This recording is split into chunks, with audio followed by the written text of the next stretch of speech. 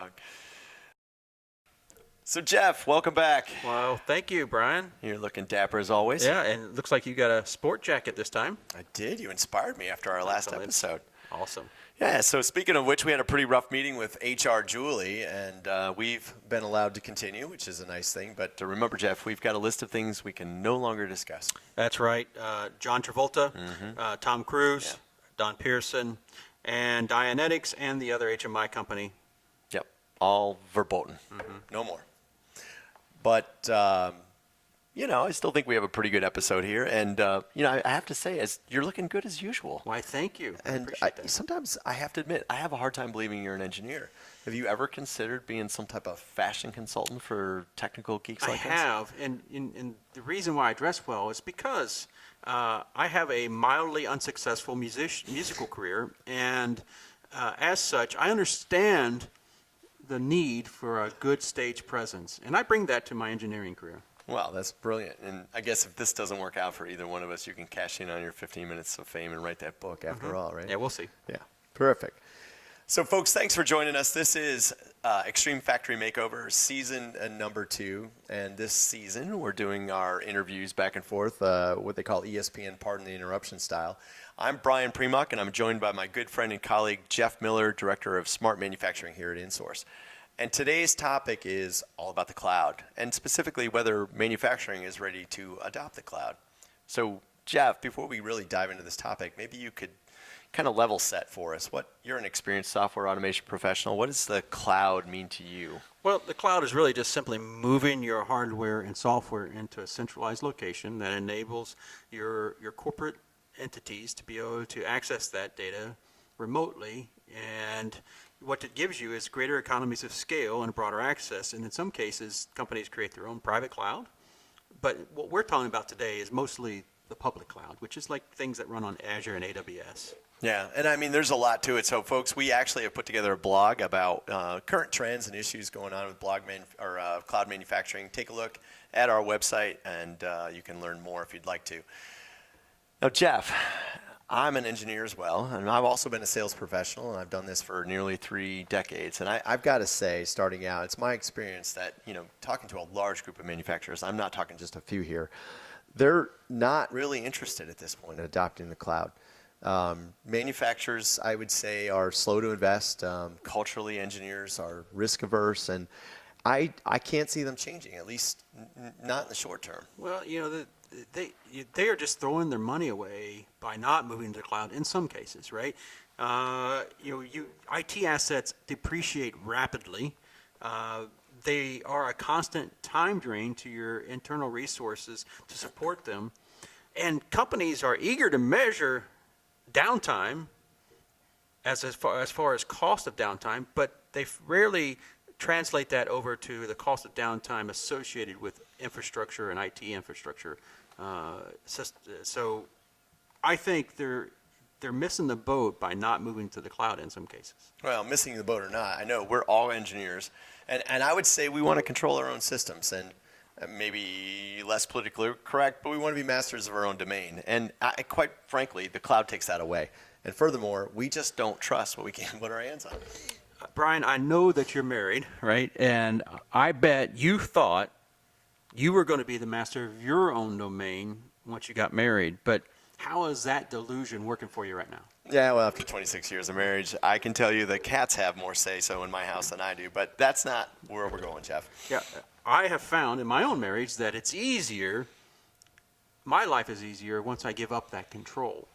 And in the same way, when we give up that control to the cloud, we are gaining a lot of things that we have to deal with when it's on premise. So when we own it ourselves. So software upgrading, right? That's an important component to these applications, and being on the latest release has advantages to features and security holes. And hardware obsolescence is something you have to deal with when you don't move to the cloud. So when you move to the cloud, those things kind of go away. Yeah, point made. I mean, I hear you, but let's just get down to brass tacks. When we're talking about the cloud and manufacturing, I think a lot of people think about HMI SCADA, And I know I speak for a lot of engineers here that I just don't see a path where we're putting HMI SCADA applications in the cloud. There's just way too much risk and danger. Yeah, we there. agree on this, that if you look at the Purdue model, level 0, 1, and 2 probably rightly belong at on-premise at the edge. However, when you look at level 3 and up, there's a great opportunity for us to put those systems in the cloud. Just like ERP has gone to most companies. Nowadays, ERP sits in the cloud. And companies, that's where a lot of their financial information is, and that's how they run their business, and it's in the cloud. If it's good enough for them, it should be good enough for our ERP-like solutions, which is what we call MES. And we are seeing a lot of companies go cloud first. Yeah, well, ERP doesn't run factories and run robots, so I'm not sure I'm fully bought in. And the next biggest concern we hear about is security. It's almost weekly. We hear about a worldwide cybersecurity event. It feels like putting more of our manufacturing in the cloud only invites more attacks. How do you think that's going to play in the cloud? Well, physical security is hard in general. Look at the NSA. They had a breach with Ed Snowden, right, from NSA Kenya.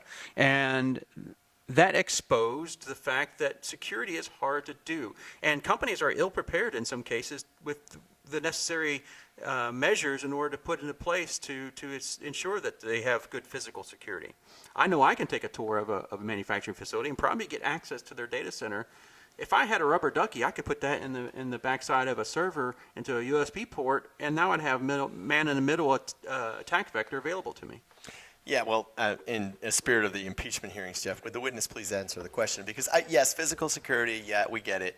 But we're really talking about cybersecurity. We're talking about getting access, punching a hole through a firewall, compromising a username and password, getting in and getting data that could compromise or hold a company ransom. And again, I don't see where the cloud is going to make that any better. Well, I'm not avoiding it. There are many attack vectors that exist in both cloud and on-premise solutions, and nothing is 100% secure, right? What we want to do is minimize the risk. And a good cloud-native application has put those kind of thought into the application itself. And if you're putting this into the cloud, there's a lot of thought around the physical security as well.